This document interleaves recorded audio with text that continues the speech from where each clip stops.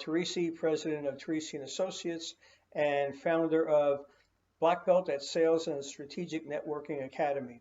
I'm really glad that you're here today, and this video, this training program, is not going to be very long, but it's going to make an incredible impact on you and how you prospect.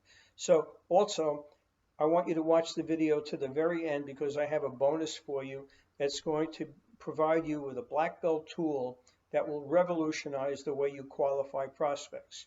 So having said that, prospects have expectations. They're consumers just like you and I. And if you look at a company, you look at a business owner, they're surrounded by a plethora of products and services that they use on a daily basis to run their business. And they have certain expectations about what they have. And that becomes the benchmark for how they judge whether they're receiving quality or not receiving quality. So I'll give you an example. They have printers, they have delivery services, they have equipment. All of this supports the growth of the company. Each one of these is a cog in a big wheel. Now, what happens is with this expectation, they also experience a certain reality. And when the reality that they experience doesn't measure up to the expectation that they have, it creates a condition and it creates an impact on them that's negative. So by way of example, just to illustrate the concept, the business owner goes to work, he or she is prepared for a very successful day, and they're expecting a delivery and the delivery doesn't come in, or the delivery is shorted items, or they're having a problem with one of the products or services in their company, and they call the company and they get caught up in voicemail, press 3, press 5, and they don't get the response that they want.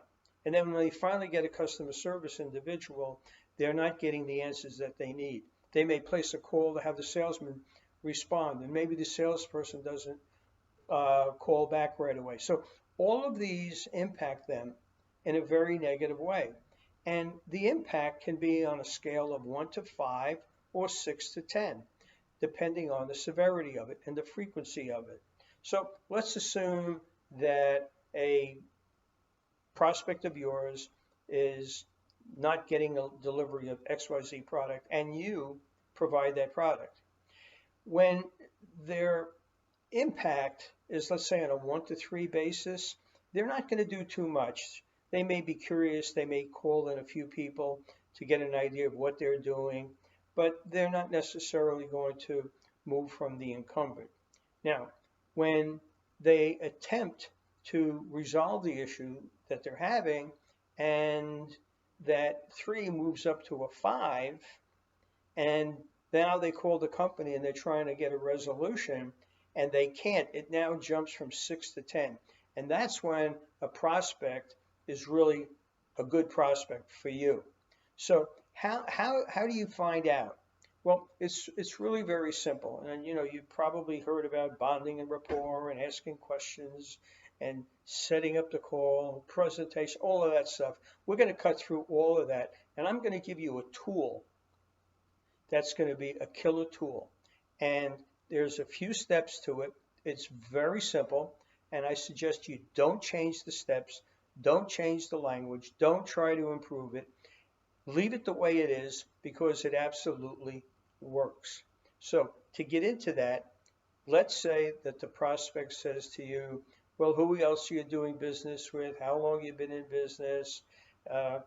Tell me a little bit about what you do. Whatever those questions are, your response is, I'd be very happy to address that for you. Now, why do you want to do that? Because the temperature of the prospect goes down. They now know they've made a request and their request is going to be answered. The next step is this, step 2. Before I address that issue, is it all right if I just ask you a quick question? Again, they know that you're going to respond, so it's a quick question, which implies that it's short and it doesn't require a lot of information on the prospect's part, and the temperature's down. You then say, I'm kind of curious. Why are you in the market for a service like mine, and why now? And that's it. There's no more to say. And then you just sit back and let the prospect talk. And as they're talking, just to get a little bit more clarity from them, you may say, well, can you give me more information about that? Not quite clear on what you're saying, to keep drawing out information. And as you're getting that information, you're measuring it against the model of your ideal prospect opportunity.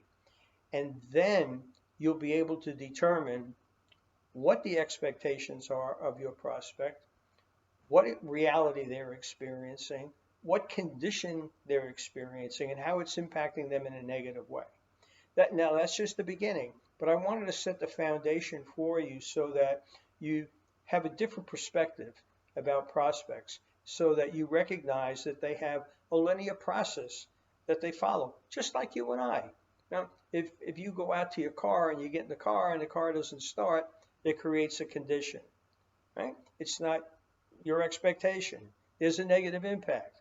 So keep that in mind. So quick review.